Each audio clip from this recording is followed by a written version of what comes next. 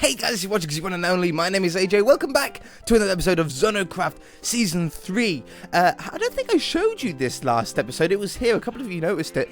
I do have sheep and grass in this pen now. I extended the grass all the way. Well, not all the way. It wasn't actually that far from there. And it's grown in now and spread all about. It actually spread really fast now. I don't know, because it was a larger area. So as soon as it got in there, it could spread quicker. I have no idea. And I got some pigs in here as well. I did try breeding these, but I got that horrible message of you've reached the limit of the amount of animals that you can have in the area. So I don't know if I need to go around and kill some animals, some passive animals that are out in the wilderness. Or maybe I should reduce the amount of cows I have at the base. Or maybe I should... Well, I don't want to reduce the amount of sheep that I have. Because I need this wool for... I've got some wool. Have I got it on me? Oh, I've got the white wool on me. I do have the grey wool in this chest to make beds for these houses and tabletops and stuff like that. But we've also got to remember... Where is that grey wool? Oh, there. But also got to remember is that we're going to build a wool train here eventually. Once I get this sheep population up enough, I want to get a train built on here made out of wool because it's just nice and colourful. So yeah, donkey's still in there. Update for the sorting system. So far, I haven't actually done any of the redstone behind it. However, I do have half of the chests down now. I've been spider hunting like a madman. So half the chests are down. In fact, there's a chest on every single block that we need so far, but only one block deep. So they're not double chests, they're only single chests. So I actually need to go around again and add another chest to each one. But I haven't got the bottom level. However, I have now sorted all of our current stuff into the correct chests so I don't get confused. So I think for the moment I'm going to have to use that as a manual sorting system until I get all of the redstone figured out, and then it can become automatic. If we don't Enderman, if I just start using it as an automatic sorting system and it's only half done, then it's probably going to make it a little bit more difficult. Can you believe that we did not get a single Enderman last episode? Oh, when you don't want an Enderman, they are everywhere. When you want an Enderman, that you will never see one ever. I was hoping to grab some mob drops out of those as well. Okay, just trying to... No. These things are horrible on the hardest difficulty. Absolutely horrible. Okay. Now, what am I wearing? I'm wearing just iron armor with protection. Okay, protection 3 on the chest plate won't be too bad. Is that an Enderman on the top of the temple as well? That's really dark. I doubt you can see that on YouTube. Okay, go. Now, they don't like... In fact, fire is probably a bad idea, isn't it? A fire aspect sword with an Enderman. Because it might burn. Will it burn the... Oh, no. I don't know. I don't think it will burn the drop, will it, actually? Okay, come on, then. We need to do this. This is slowly... I was planning... Ah, he's over there. I was planning to do the interiors for all the buildings today. I think we should still have enough time. As soon as there's no more Enderman for us to kill. Oh, man. That's the scariest noise in the world, isn't it?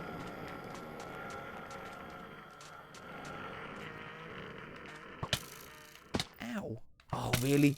Okay, go away. Run away. Ah, I think he's gone. I think he teleported to a cave underground. And then because he's in that cave... Ah, there he is. Sometimes they teleport to a cave underground, and because they're underground... Ah, we got one! Okay, there's one down. That'll do for tonight, I think, because we're starting to get a little bit overrun. If I can get into one of those beds, it'll be handy. Also, I thought of a way. You know, we can't have cactuses. We can't have cacti. Sorry, a few of you picked me up on that last time I said that. We can't have cacti in our... Didn't I put a bed in at least one of those? Obviously not. You can't have cacti in this village for obvious reasons. It's going to hurt the villagers. However, bonk. Go on, sleep. However, if I make my own out of green wool, which is why I've got some cactus green dye in my inventory here, we should be able to make our own cacti. Let's get some green wool. Now, obviously, this isn't... No, in fact, I should probably do it a more efficient way and dye the sheep green, and then we can get more of them, can't we? Reach! Become green! I do have a gate in here. Because I was so prepared. Okay. And that'll do. Okay, so I can trim them up and get ourselves some cactuses. If you use green wool and then you put some wooden buttons on it, it'll look very much like cactuses indeed. So how many beds can I make? I'm going to use all of this wool for beds. That's all of the beds that we can have. Okay, that's plenty enough, actually. We don't want one in there. We only want them in the houses. I think I only have 3 houses at the moment, don't I? Anyway. But I want to build a couple more at least there. Okay, so there's some beds for the villagers. Now we want to grab some... oh, I've got birch on me. Grab some birch stairs. Now we have a birch stair. Oh, yeah, and pressure plates. Yeah, I could use that birch wood. Well, 3, we only need 3 at the moment. We've only got 3 houses. 1. That actually goes really well with the spruce below it. Actually makes the table stand out a lot more than I thought it would. And 1 right there. I think that's enough of an interior on these little houses. We don't really need much. We're not going to be going in these houses all that often, but the beds are just here for convenience sake more than anything like that. Still some mobs spawning in here. Mind you, I think this is a dark area over this side, on that side of the train track. I don't think I've got any torches there. Still a lot of work before this is actually safe for villagers, but it's getting there. It's getting to that point. Now, post office is done, right? Yeah, post office is done. The bank is done upstairs, but not downstairs yet. Houses are now done. In the blacksmith here, we need to do a little bit of work. So let's concentrate on the blacksmith.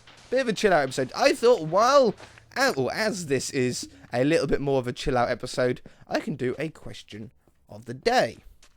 So, maybe a couple of questions of the day, because the first one is a little bit of a short one, and that's, AJ, have you ever been arrested? So, the short answer is no.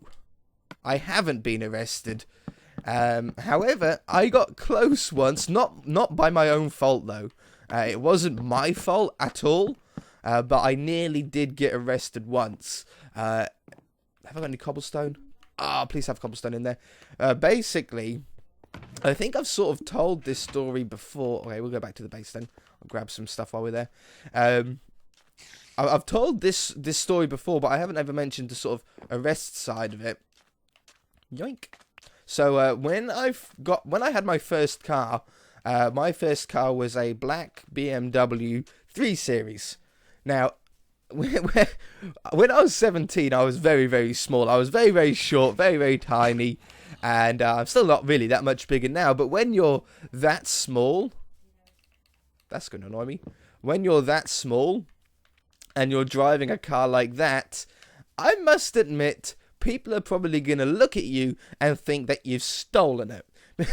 Because people think it looks very weird, and it does. It does look very, very weird. So I used to get pulled over by the police all the time, like because the car was had really nice wheels on it. It was like yeah, if you guys have ever seen the original Fast and the Furious films, where it was all done up with body kits and all the sound system, and the subwoofers and the spoilers and the big shiny alloy wheels. I had diamond cut wheels on them. It was pretty crazy. So I always used to get pulled over, but they weren't really ever a problem. They were always very nice to me. At least most of the time. You get a few of them that aren't quite as happy. as you want people to be. I like people being happy. I don't like people being grumpy. You sometimes get the occasional grumpy policeman, but most of them were nice enough, and they pulled me over and they would have a chat, and as soon as they worked out that it was all fine, all legal, it was my car, I was insured, I bought it, all taxed, you know, all the proper stuff, they sort of just were fine with it. Bunk. Oh, bunk. Grass is growing in here. It's getting there slowly.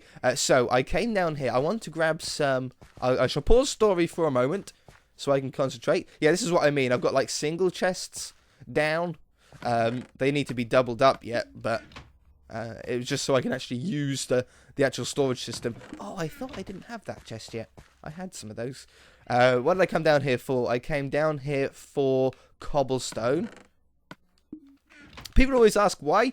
I think AJ's going into creative first because he always only ever has stacks in his inventory. No, that's only because everything is always stacked here. As you can see, I took the stacked item instead of the 18. I just always take a stack because it's the most efficient way. You get the most amount of resources in the littlest inventory spot. So no, that's the only reason why. No creative on the survival world. But I do enough creative stuff here. I don't need to do enough creative stuff on my channel. I don't need to have creative on this world. I want to bring some gold for some gold bars in the bottom of the bank. Cobblestone for furnaces. A bucket. Do I have a bucket in one of these junk chests? Oh, there's a couple of furnaces there. I can use those up. There's me buckets. There's a couple more furnaces. This all needs to be sorted. A lot of this can actually be sorted now. Like, no problem. I just need to get round to it, that's all. I shall fill my stack up with torches. Anything else that we might want. Still got chests and tripwire hooks and wheat. A lot of this junk can already go away, which is good, because that's sort of what we were what we were doing the whole system for, to get rid of that stuff. Okay, anyway, back to the story. So, I skip pulled over all the time, as I said. Never really a problem. And until this one night. Now, I was driving about. It was about 12:30 at night at the time. I used to go out and go to a lot of car meets with my friends, meet up and not do anything stupid, not do any donuts and burnouts and drag racing and listening to music really loud. We just go into a place like an old car park where no one's there, and just park up and chat, just sort of just chill out, like how I do, or how you guys do, and how I do now. When I want to chill out, I just go onto YouTube. I watch some YouTube videos. Back when I was sort of 17, I would drive down and meet up with a load of friends, a little bit more social than I am now, let's say.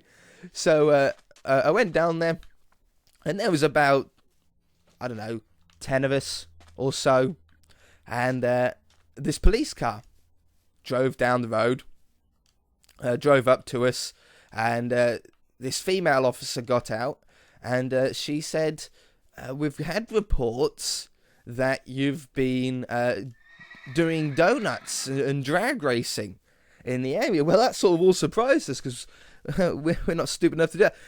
Mainly because if you get that kind of thing wrong, you really break your car. You know, if you donut wrong and you hit someone else's car or a wall, it's very, very expensive, and no one wants to wreck their car, so we never used to do that kind of thing.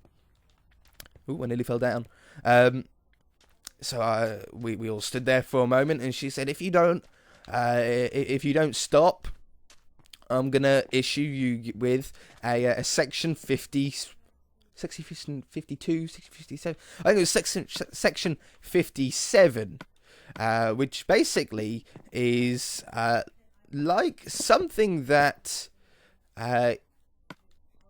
police officers can put onto your record, your driving record, that if you get 3 of them, that when you get one, they go onto you and they go onto your car. So your car actually has like a notification on it. If you get 3 of them, they take your car away. Now, obviously, I never had any. I don't have any now. I never will have any because I'm a good boy. I don't like that one at the end. But, you know, you don't want to get one of those things wrongly put on you. You know, for no reason. When you weren't doing anything bad. I need to go and collect some lava. When you weren't doing anything bad. So I stood out and I said to the officer, I said, hang on a minute. I said, can you see any, politely, you know, I'm saying this politely, can you see any tire marks on the road? Obviously doing donuts and stuff always leaves big black marks over the road. And she said, no. I said, can you smell the rubber? When you do burnouts and stuff, you really do. Oh, did he dropped a chest piece, a helmet, and chainmail leggings? What? Hang on. Oh no, not my sword. Hang on. That is nuts. Furnace can go. I know this isn't really that great, but you can't make chainmail, so you always want to keep it when you get it. I can put that into a collection. Okay, just a couple of buckets of lava will do. Oh man, this inventory is nuts. Okay, I found it in the end. I had covered it up with cobblestone halfway up that route there. So yeah, where was I? So we all drove off. It's now about sort of 20 to 1 in the morning. And I was on my way home. And I got around one of the corners, like right outside the car park. And the same police officer was there. And as soon as I pulled out, blue lights came on, flashing me, telling me to pull over. I'm not going to want lava on the inside. I'm going to put lava on the outside here. Telling me to pull over. And I was like, what? So anyway, I pulled over, like you should. Pulled over, and she said, you've got a headlight out. I said, I got a headlight out? She said, yes, you've got a headlight out. I'm going to have to impound your car. I'm going to have to take your car away. I said, what? I got out of my car. My headlight was fine. There was nothing wrong with my headlight. And she said, but I saw it was out. And because I've seen it out already. Where did that lava go? Huh? Okay, fair enough. That looks pretty cool. Because I've seen it, because I already saw your headlight being out, I'm going to impound your car. I said, but it's working fine. You have no proof. Anyway, I was with a friend in the car at the time. And my friend that was in the car was quite drunk, which didn't help the situation. Because when someone's drunk, they become a little bit more verbal. Ow. Oh, dude, that hurt. They become a little bit more verbal. And he started to wind the officer up a little bit. And I kept telling him to shut up. You know, don't wind up the officer when we're nearly getting arrested for no reason. Anyway, it carried on. And she called for backup. So a load more police officers came. And they said, you know, apparently if you've got a headlight out, we're going to have to impound your car. I said, but I haven't done anything wrong. And one of the cops was fine, and he said, well, if it's working now, then she should let you go. But she didn't.